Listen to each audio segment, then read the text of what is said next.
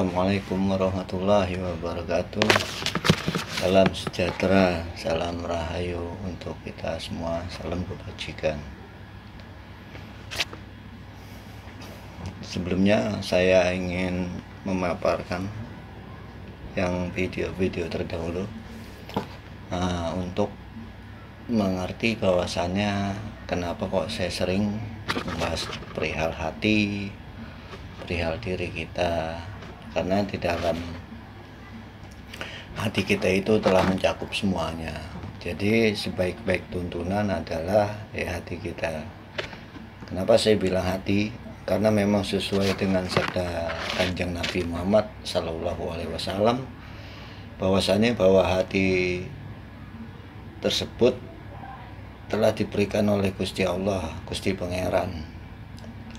Sabda Nabi itu telah memberikan wejangan dan mengingatkan kita betapa pentingnya bahwasannya kita itu harus memelihara hati kita. Karena di dalam tubuh manusia itu ada segumpal darah, dan di mana segumpal darah tersebut jika itu baik maka akan seluruhnya menjadi baik, dan jika buruk akan menjadi buruk. Ketahuilah bahwasannya gumpal darah tersebut adalah hati. Makanya saya selalu menekankan hati dan hati. Makanya untuk itu betapa pentingnya kita itu untuk memelihara hati, agar kita itu lebih yakin, aku yakin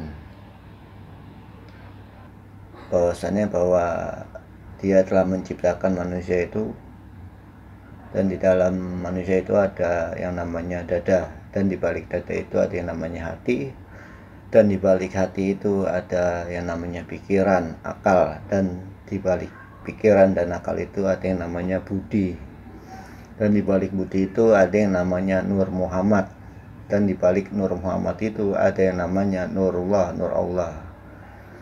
Jadi bicaralah dengan hati di saat engkau memujanya, di saat engkau memujinya, di saat engkau menyembahnya, di saat engkau mengkuasakannya, bahwasanya qalbimu yang bicara. Kenapa saya bilang hati dan hati dan hati? Ya, teramat penting. Karena memang hati itu bisa berbicara dengan alam malakut, dan mendengar suara-suara yang dari memang dasar lubuk hati yang terdalam. Karena Gusti Pangeran telah memberikan beberapa kesempurnaan tubuh. Salah satunya itu ada yang namanya sifat kenabian, sifat kerasulan, sifat malaikat ada di dalam tubuh kita, yang mewakili seperti Jibril, Mikail, Israfil, dan Israel itu ada dalam diri kita. Makanya yuk kita perbanyak istighfar, kita perbanyak mohon ampun, kita perbanyak zikir atau membaca asma-asma Tuhan yang nantinya itu akan membersihkan ruang wadah hati tersebut. Karena memang hati itu segalanya. Jika memang itu sudah bersih, maka akan dapat menemukan yang namanya kebenaran yang sejati, yang datangnya memang dari Gusti Pangeran, dan itu digunakan dengan bahasa kolbi, bahasa hati. Dengan bahasa hati tersebut nanti jenengan sampean itu akan bisa mendengar suara-suara alam hati, alam kolbi. Jadi ya bahasa-bahasa dari para rasul, para malaikat yang seisi dari alam malakut nanti akan bisa Anda terima dengan bahasa kolbi tersebut. Makanya sembahyang itu yang menghadap hati. Kalau Ka'bah itu memang sudah disempurnakan oleh Gusti Pangeran untuk pemersatu umat Sayyidina Muhammad, Kanjeng Nabi Muhammad, agar selaras dan menjadi satu kesatuan yang terpadu. Bahwasannya Ka'bah itu meliputi seluruh kesatuan untuk menyembahnya. Adapun untuk batin, untuk penyembahan Gusti Pangeran itu adanya di dalam hati. Ya karena yang saya bilang tersebut, hati itu nanti akan terus nanti akan ketemu dengan Nur Muhammad, dan Nur Muhammad ini akan ada di baliknya dengan Nurullah, nanti akan ketemu dengan sendirinya. Karena hatilah nanti yang akan memberikan pencerahan. Makanya orang-orang yang spiritual yang menuju jalan Tuhan itu akan suwung, bersemedi, bertafakur atau berdiam diri dalam kesunyian, dalam keheningan, dalam henung itu nantinya akan diganggu oleh yang namanya pikiran. Kadang pikiran itu bisa mengganggu yang namanya hati kita. Mereka itu akan terbesit angan-angan, impian, daya pikir yang berfantasi,